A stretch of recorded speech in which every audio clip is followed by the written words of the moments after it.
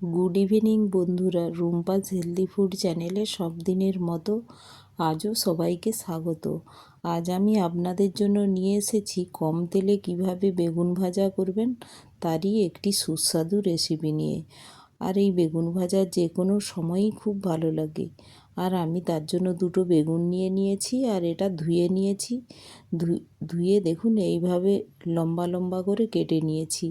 এই রকম লম্বা লম্বা করে বেগুন ভাজা যে কোনো অনুষ্ঠান বাড়িতে, পুজো হোক, বিয়ে বাড়িতে হোক, সবেই এটা খুব ফেমাস বেঙ্গলিদের কাছে বেগুন ফ্রাই। তো এটা ভালোভাবে কেটে নিয়েছি। কেটে আর এটা লবণ হলুদ মাখিয়ে আমি রাখবো না, এটা সঙ্গে সঙ্গেই ভেজে নেব।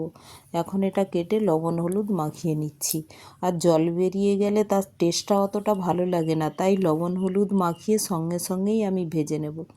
আর বেগুনটা কেটে রাখলে একটি দাগও একটু অন্যরকম কালার এসে যায়।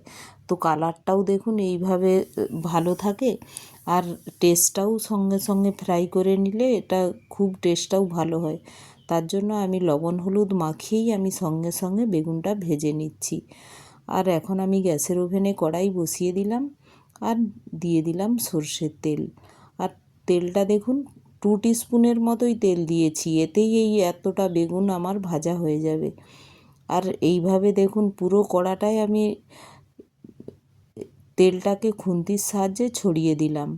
আর তেলটা খুব গরম হয়ে গিয়েছে। এখন এক এক করে আমি বেগুনগুলো দিয়ে দিচ্ছি।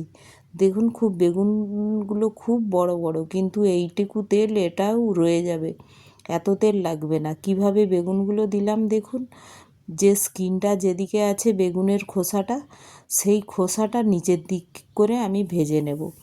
এটা অবশ্য আমার মা বলে দিয়েছিল যে বেগুনটা ভাজার সময় যদি নিচটা ভালোভাবে ভেজে নিস স্কিনের দিকটা, তো ওটা তাহলে তেল একদম কম, অল্প তেলে এটা ভাজা হয়ে যায়। তো এটা দিয়ে আমি এই ঢেকে দিয়েছিলাম। দেখুন উল্টে দিয়েছি, দেখুন এর খোসাটা কতটা সুন্দর ফ্রাই হয়ে গিয়েছে। তো আমি দেখুন এই যে এটা উল্টে দেখিয়ে দিচ্ছি, এই দেখুন স্কিনগুলো খুব সুন্দর ফ্রাই হয়ে গিয়েছে আর কুকও হয়ে গিয়েছে। এখন আমি উল্টিয়ে দেখাচ্ছি আপনাদের এটা কতটা কুক হয়ে গিয়েছে। তো বেগুনটা দেখেই বোঝা যাচ্ছে যে কতটা সফট হয়ে গিয়েছে। এইভাবে আমি ওই নিচের দিকটা দিয়ে ভেজে নিয়েছিলাম। এখন দেখুন এটা উল্টে দিচ্ছি, উল্টেই দেখুন